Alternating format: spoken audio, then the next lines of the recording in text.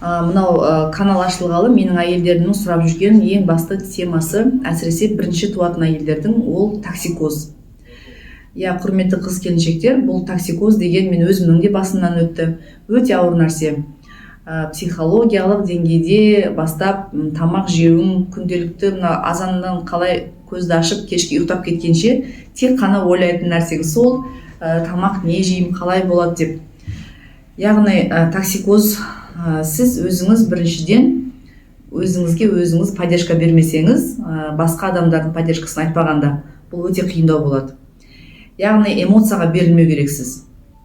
Біріншіден өзіңізді нақты ұстау керексіз, өзіңізді жинау керексіз.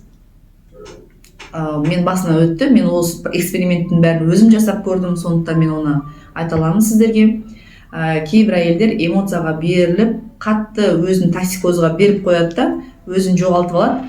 Ақырында соңы жақсы болмайды. Жалпы токсикоз, шындап токсикоз болатын болса, ол токсикоздың ауыр түріне кіретін болса әйел, ол өте қиын жағдай. Себебі бұл токсикоз кезіндегі пайда болатын кетоновый тела дейді организмде.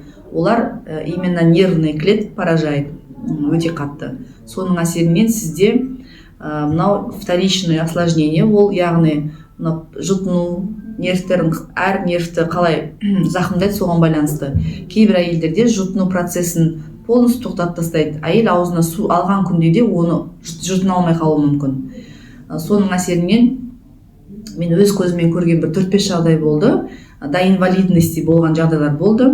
Яғни 1-2 әйелде қатты токсикоз болып, полный, былайынша айтқанда, төсек тартып жатып қалды. Оған тамақты тек қана зондпен берілетін болды. Сонымен қатар өзі демала алмай дұрыстап. Мына специально трахестома деген бар, сондай арнайы процедура, сол қойылады. Яғни өкпеге ауа барып тұру үшін осы жерге специально трубка қойылған жағдайлар болды. Сондайларды көзіммен көрдім.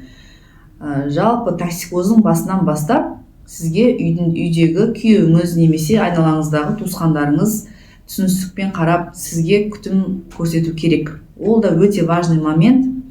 Яғни келінде бізде қалай, мұсылмандарда енді в основном өзімізді регионда алатын болсақ, келін деген үйдің тамағын пісіреді, үйдің кірін жуып, тірлігін жасап, яғни онша қолдау көрсетпейді в основном да.